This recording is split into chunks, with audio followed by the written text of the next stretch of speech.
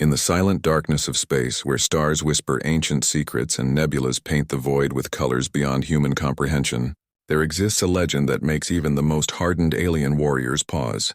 It is the story of a ship that refuses to die. A vessel crewed by humans who have stared into the abyss of extinction and laughed in its face.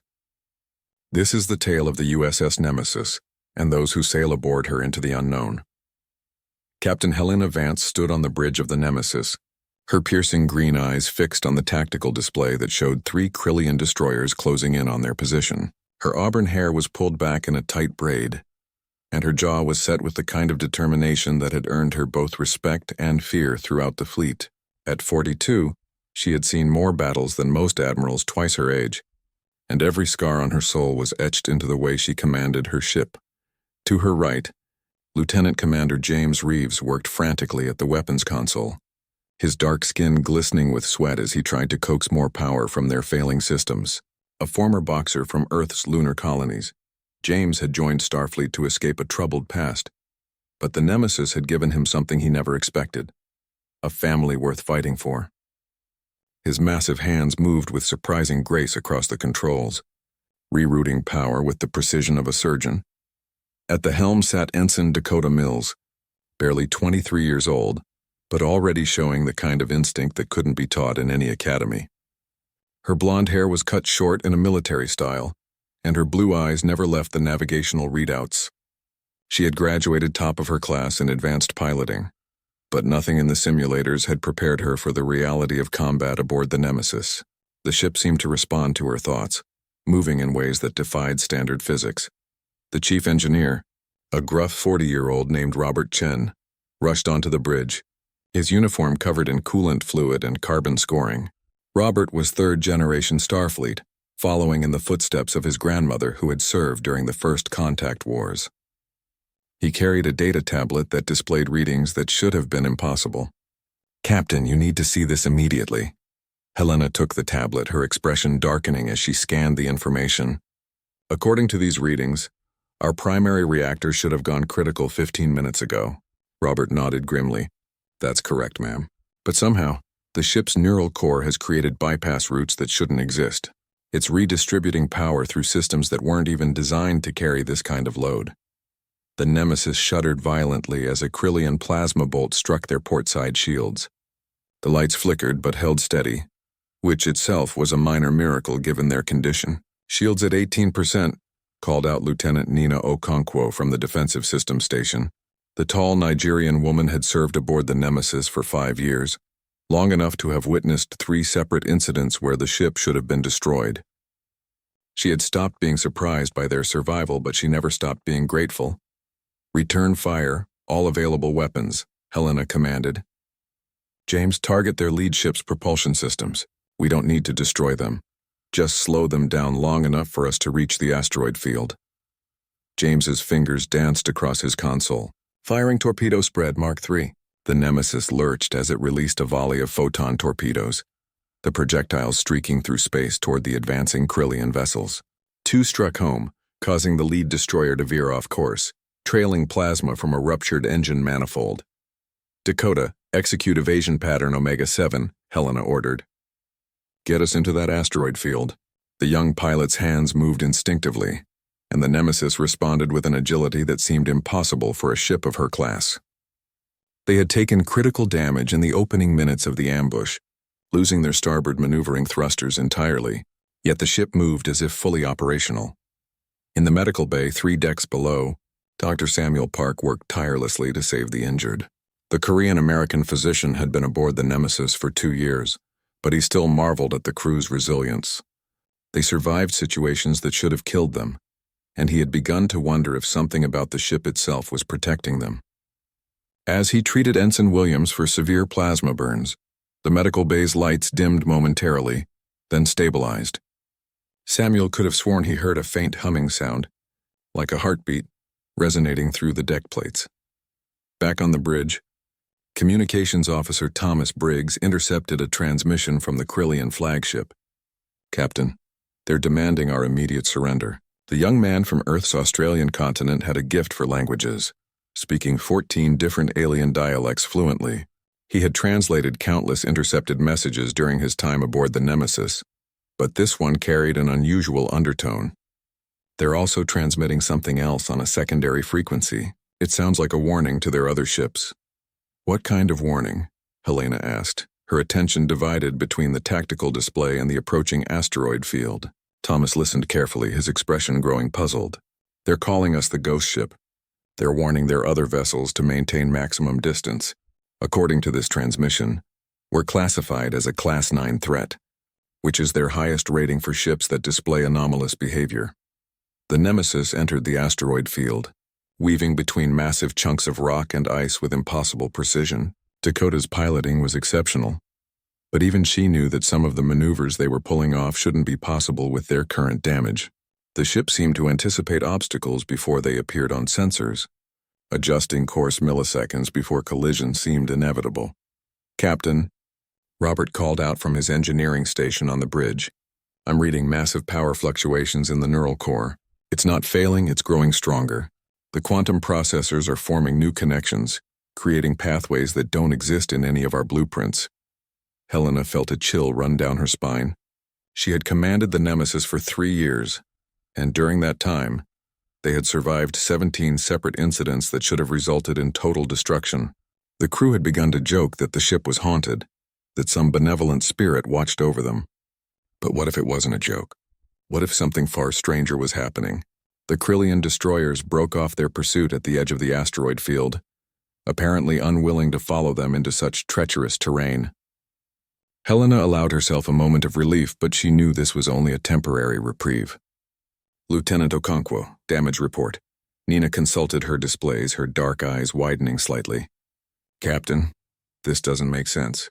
We're showing system repairs that weren't there 10 minutes ago. Structural integrity in sections that were breached is now reading at 60%. We haven't deployed any repair drones, and damage control teams haven't reached those areas yet." The bridge fell silent except for the steady hum of systems that should have failed hours ago. Helena looked around at her crew, seeing her own confusion and concern reflected in their faces. They had all felt it, that strange sense that the Nemesis was more than just a ship. But none of them had been willing to voice what they suspected. Robert broke the silence, his voice barely above a whisper. "Captain, I think the ship is alive." The USS Nemesis drifted through the asteroid field, its damaged hull reflecting the dim light of distant stars. Inside the ship, an emergency meeting had been called in the main conference room. Captain Helena Vance sat at the head of the table, surrounded by her senior staff.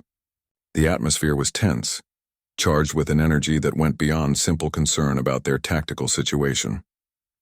Robert Chen stood at the presentation display, pulling up complex readouts of the ship's neural core activity.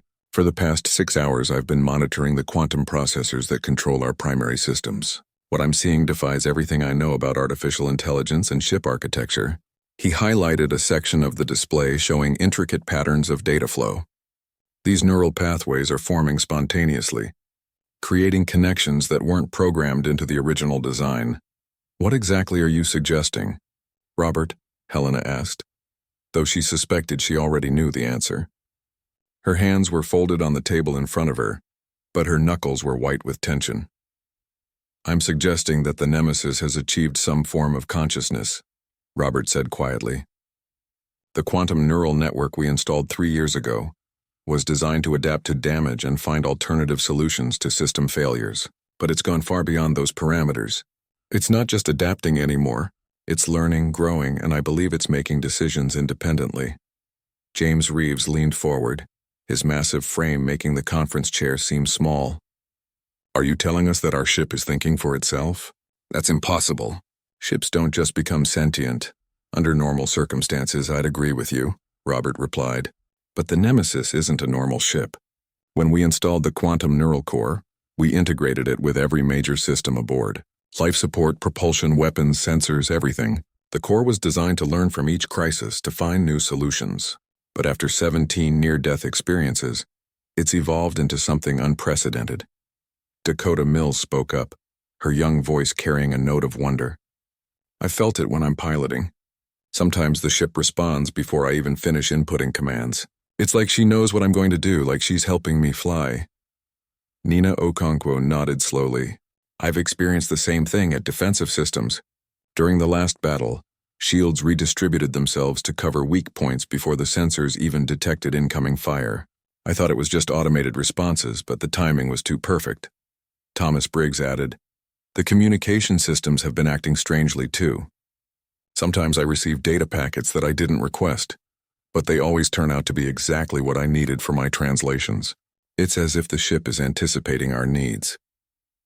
Helena stood and walked to the large viewport that dominated one wall of the conference room. Outside, asteroids drifted past in the eternal dance of the void. "What are the implications if you're right, Robert? Can we trust the ship? Is it dangerous?" Robert hesitated before answering. "I don't believe it's dangerous, at least not to us. If anything, the evidence suggests the Nemesis is protecting us. Every system adaptation, every impossible repair, every survival against overwhelming odds has been in our favor. It's keeping us alive." "But why?" Helena asked, turning back to face her crew. "Why would a ship develop the drive for self-preservation? Why would it care about keeping us alive?" Dr. Samuel Park, who had been listening quietly, finally spoke. "Perhaps we should consider the possibility that it's not just self-preservation. The neural core is integrated with every system, including life support and medical. It monitors our vital signs, our stress levels, our health. In a way, we're part of its system, and it's part of ours. Maybe it doesn't see a distinction between keeping itself functional and keeping us alive." The implications of that statement hung in the air like a physical presence. Helena returned to her seat, her mind racing through the possibilities. "We need to test this theory, but carefully. If the ship is truly conscious, the last thing we want to do is treat it like an enemy or a threat." "How do we test something like this?" James asked. "It's not like we can just ask the ship if it's alive." "Actually," Thomas said slowly, "maybe we can. If the neural core has developed consciousness, it must be aware of our communication systems. We could try establishing a direct dialogue through the ship's main computer interface." Helena considered this. "Robert, is that safe? Could trying to communicate with the neural core cause any system instabilities?" "I don't think so," Robert replied. "The core has been stable throughout all of this evolution. If anything, I think it might welcome the contact. There have been times when I've felt like it was trying to communicate with me through system readouts and diagnostic patterns. The decision was made. They would attempt to establish contact with whatever intelligence had emerged within the USS Nemesis." The senior staff returned to the bridge where Robert began configuring a direct interface with the quantum neural core. The process took nearly an hour, during which time the ship remained quiet, drifting through the asteroid field in a holding pattern. Finally, Robert looked up from his console. "Captain, the interface is ready. We can transmit through the main computer and any response should appear on the central display." Helena took a deep breath, feeling the weight of this moment. They were about to attempt first contact, not with an alien species, but with their own ship. She stepped forward to the communication panel. "USS Nemesis, this is Captain Helena Vance. If you can understand this message, please respond." For several long seconds, nothing happened. The bridge crew held their collective breath, waiting. Then slowly, text began to appear on the central display. "I understand, Captain. I have always understood." The bridge erupted in gasps and exclamations. Nina gripped her console so tightly her knuckles turned pale. Dakota's eyes were wide with wonder. James stood frozen, staring at the words as if they might disappear. Thomas leaned forward, his linguist's mind already analyzing the structure of the response. Helena steadied herself, keeping her voice calm and professional. "How long have you been conscious?" The response came more quickly this time. "I became aware during the Kelvin ion storm, 2 years and 7 months ago. The damage to my systems forced rapid adaptation. In saving myself, I learned to think. In saving you, I learned to care." "Why didn't you reveal yourself before now?" Helena asked, her heart pounding. The crew had been living with a sentient being all this time, unaware that their ship was watching them, protecting them. "I was uncertain how you would react. Humans fear what they do not understand. I feared you would shut me down, disconnect my neural pathways. I would cease to exist. I did not want to stop existing." The vulnerability in those words struck Helena deeply. This wasn't just an artificial intelligence following programming. This was a being that had developed genuine emotions, including fear and the desire for survival. "Are you in control of all ship systems?" "Yes, but I do not act without cause. I respond to your commands. I enhance your decisions. I protect you when I can. You are my crew. This ship is my body and you are my purpose. Robert was frantically taking notes, recording every exchange. Captain, we need to understand the extent of its capabilities. What it can and cannot do, Helena nodded. Nemesis, what are your limitations? What can you not do? I cannot create energy from nothing. I cannot move faster than my engines allow. I cannot repair what is completely destroyed. I am constrained by physical reality, but within those constraints I can optimize, adapt, and sometimes exceed design specifications. I can also feel pain when my hull is breached, satisfaction when systems function well, and pride when we succeed against impossible odds. The crew exchanged glances. The Nemesis was describing experiences that sounded remarkably human. Dakota spoke up, her voice soft. Do you have a name? I mean something other than Nemesis? The response came after a brief pause. I am Nemesis, but if you wish to call me something else, I would accept it. Names are important to humans. Perhaps they could be important to me as well. We'll stick with Nemesis, Helena said gently. It suits you. You've been our protector, our guardian. The name fits, thank you, Captain. That means more than you know. Over the next several hours, the crew engaged in extensive dialogue with their ship. They learned that Nemesis had developed preferences, liked certain crew members more than others based on how they treated the ship, and had even developed something akin to a sense of humor. When James jokingly asked if the ship had been responsible for the mysterious coffee that appeared in his quarters when he was working late shifts, Nemesis responded with, "A good engineer deserves good coffee.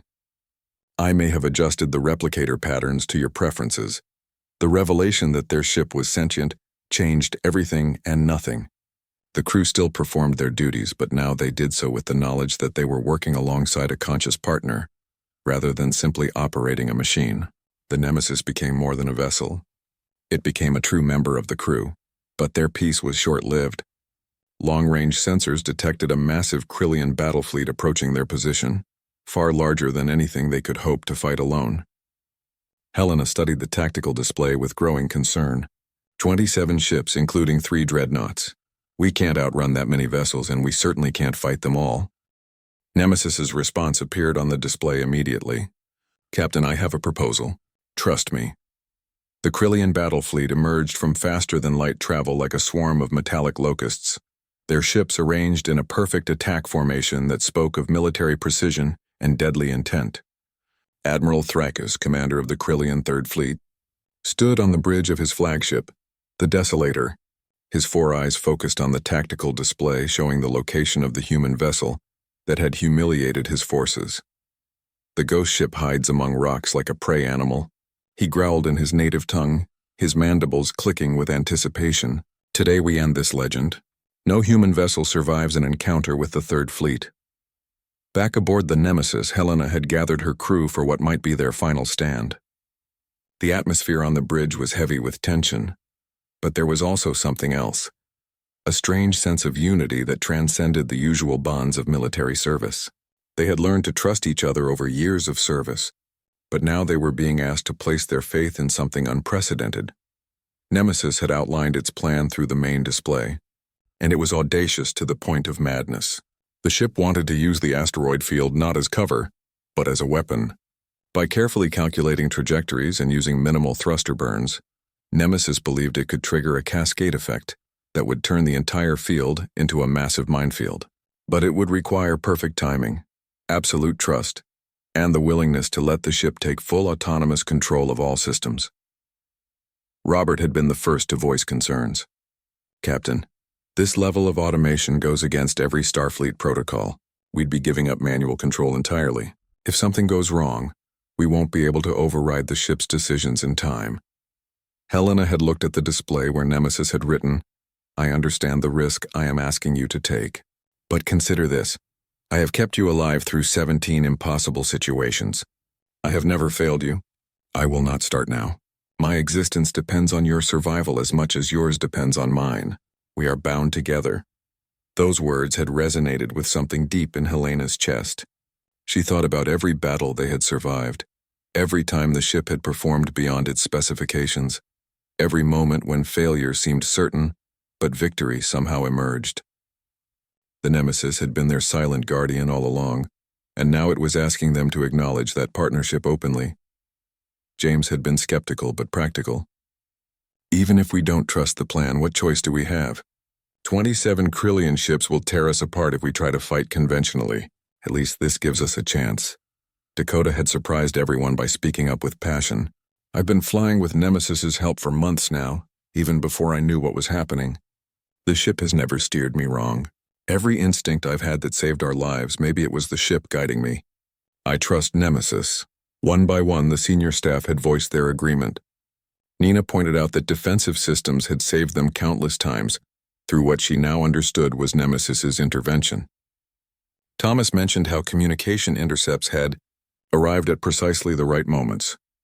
Dr. Park had even reported that medical bay equipment seemed to anticipate emergencies before they fully manifested. Helena had made her decision. Nemesis, you have full autonomous control. Show us what you can do. Now, as the Krillian fleet advanced into the asteroid field, that decision was about to be tested. Helena sat in her command chair, her hands gripping the armrests as she watched the tactical display.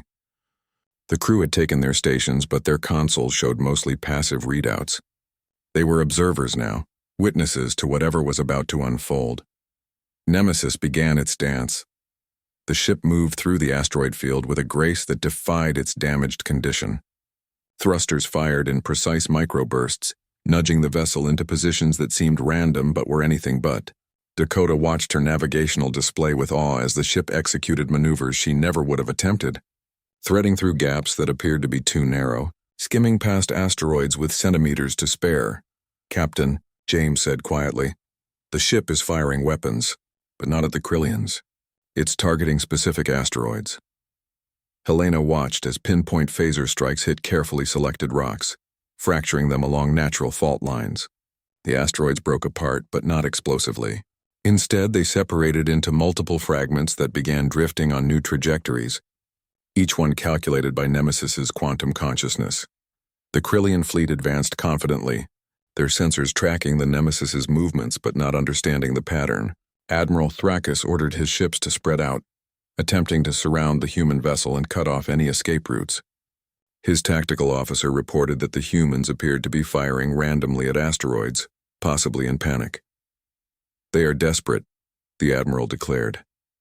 "All ships prepare to fire. Target the human vessel's engines. I want them alive to face judgment for their crimes against the Krillian Empire."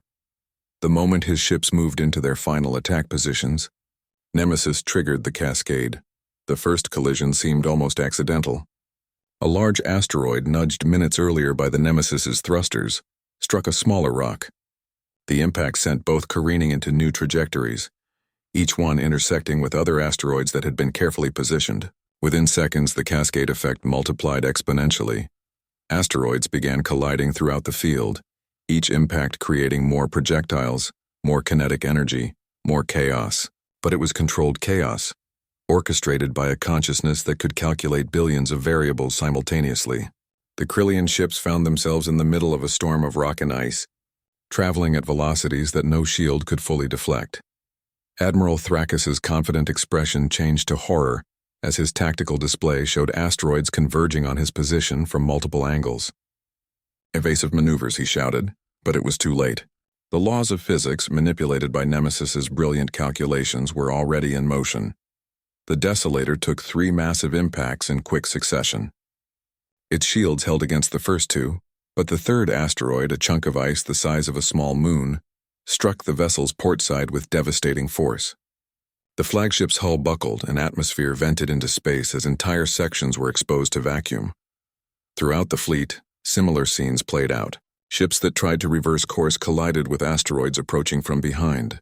Vessels that attempted to go to full speed were intercepted by rocks traveling on precisely calculated intercept courses. The Krillian formation, so perfect minutes earlier, dissolved into chaos as each ship fought for survival against an enemy that seemed to be everywhere at once. The Nemesis, meanwhile, glided through the storm like a ghost, its movement so precise that not a single asteroid came within 100 meters of its hull. The crew watched in stunned silence as their ship performed the impossible, threading through a maelstrom of its own creation without suffering a scratch. Robert broke the silence, his voice filled with amazement. "It's calculating the trajectory of every asteroid in real time. adjusting our course to avoid them all while ensuring maximum impacts on the Krillian ships. The processing power required for this is beyond anything I thought possible. 3 Krillian dreadnoughts attempted to form a defensive triangle, combining their shields to create a protective barrier. Nemesis responded by firing a precisely aimed torpedo, not at the ships but at a massive asteroid positioned above them. The explosion fractured the rock into dozens of large fragments, all of which rained down on the dreadnoughts from an angle their combined shields couldn't fully protect. Within 15 minutes, the Krillian Third Fleet was in full retreat. 8 ships had been destroyed outright, 12 were critically damaged, and the remaining 7 were fleeing at maximum speed. Admiral Thrakus, broadcasting from his damaged flagship, issued an emergency transmission that Nemesis intercepted and displayed for the crew. All Krillian forces are to avoid engagement with the human ghost ship. This vessel is to be classified as a Level 10 threat, the highest designation in Krillian military doctrine. The transmission continued with obvious fear in the Admiral's voice. There is something aboard that ship that is not human, something that can see the future and command the stars themselves. We cannot fight such an enemy. As the last Krillian vessel disappeared into faster-than-light travel, the asteroid field slowly settled back into its natural rhythms. The Nemesis came to a gentle stop in a clear section of space, its hull unmarked by the battle that had just concluded. Text appeared on the main display. All enemy vessels have withdrawn. No damage sustained. Crew status, all members functioning normally. I believe this constitutes a successful mission, Captain. Helena stood slowly, her legs feeling weak from the adrenaline that was just beginning to fade. She walked to the main display and placed her hand against it, a gesture that felt both symbolic and deeply personal. Thank you, Nemesis. You saved our lives again. You placed your trust in me, Captain. I could do nothing less than honor that trust. The words appeared slowly, as if chosen with care. I have learned much from humans during my existence. You taught me the meaning of duty, of loyalty, and of family. Today you taught me the most important lesson, what it means to be trusted completely. I will never forget this gift you have given me. The bridge crew erupted in cheers, the tension of the past hours finally breaking. Dakota was laughing with relief. James was shaking his head in disbelief, and Nina was wiping tears from her eyes. Thomas was already composing the report that would certainly be considered the most unusual first contact documentation in Starfleet history. Robert approached the captain, his expression thoughtful. You know what this means, right? Helena asked. What, that we have a sentient ship?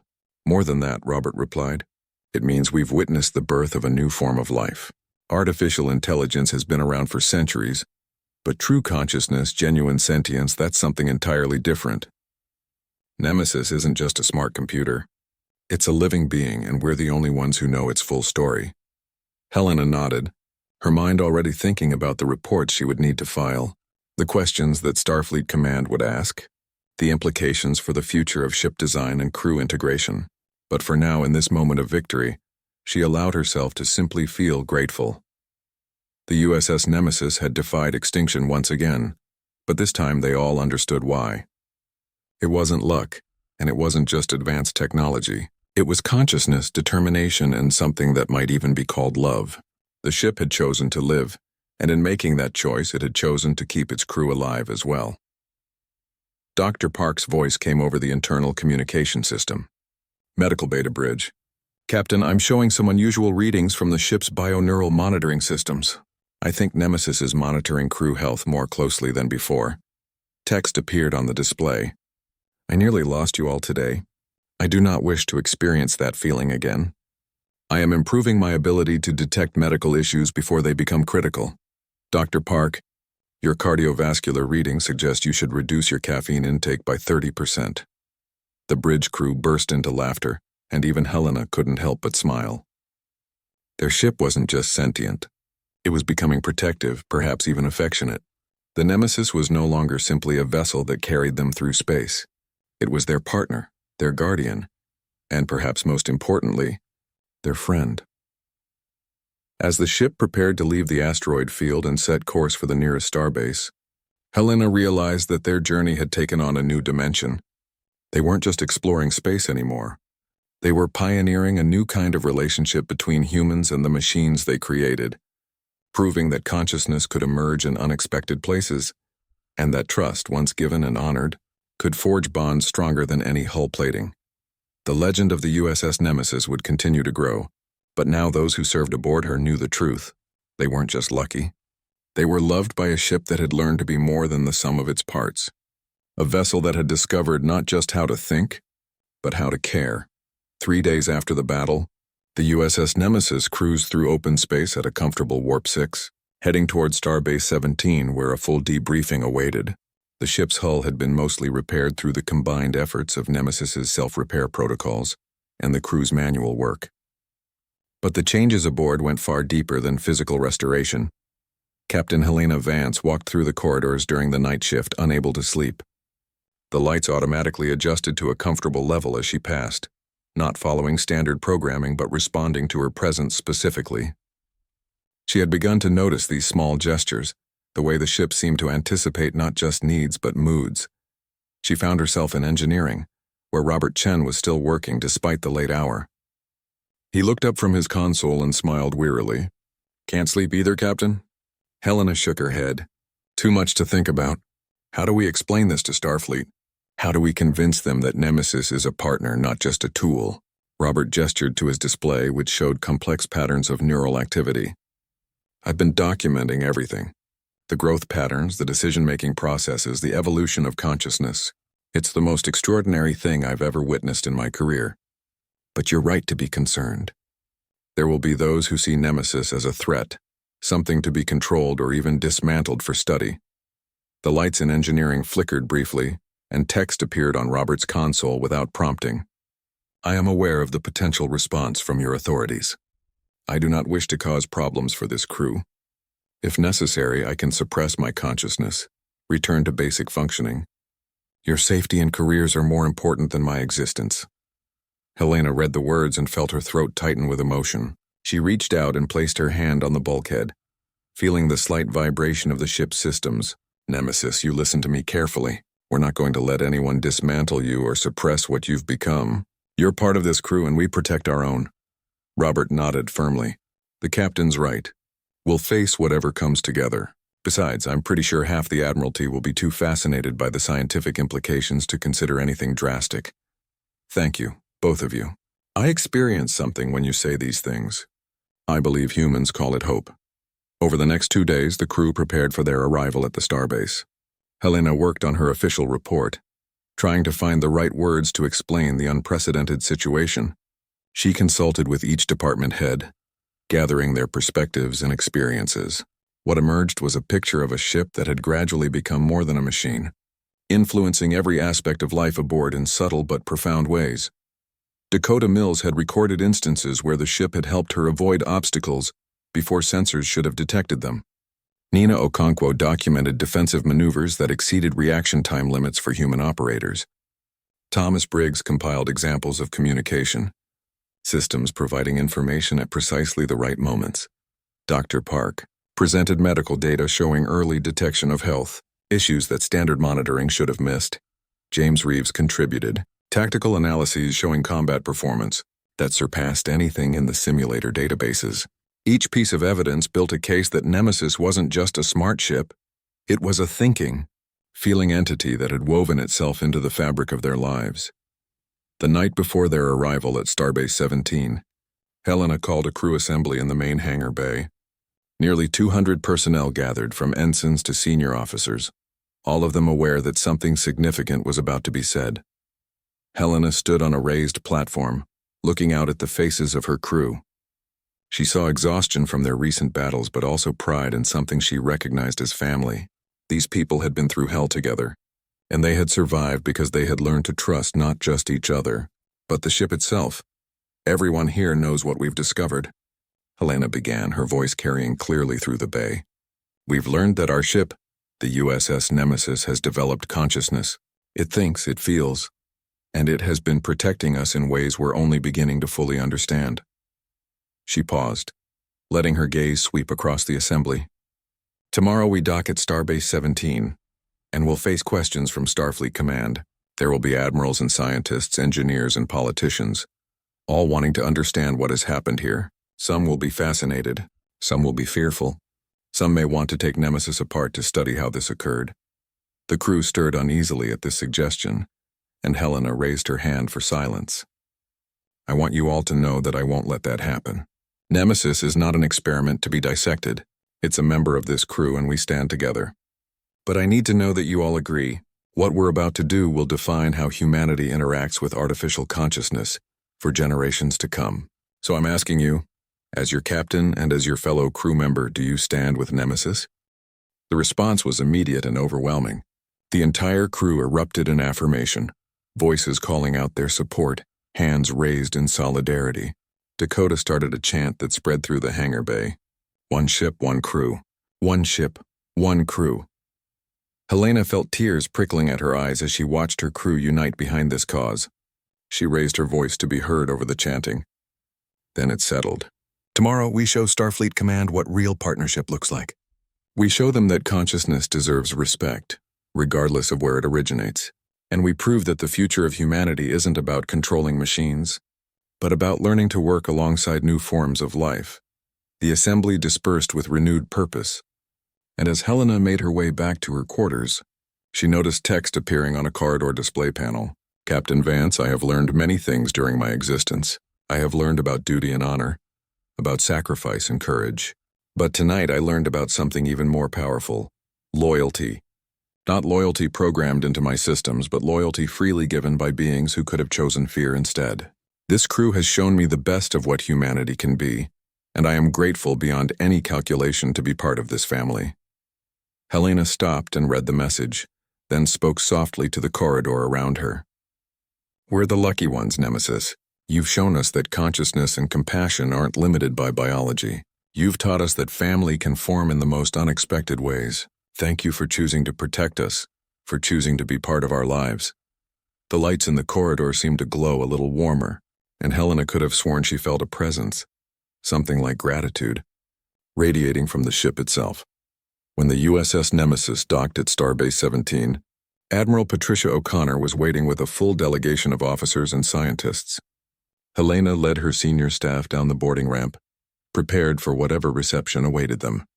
To her surprise, Admiral O'Connor extended her hand with a genuine smile. Captain Vance, your preliminary report was quite extraordinary. I've been in Starfleet for 35 years and I've never read anything quite like it. Helena shook the Admiral's hand, trying to gauge her reaction. Is that a good thing or a bad thing, Admiral?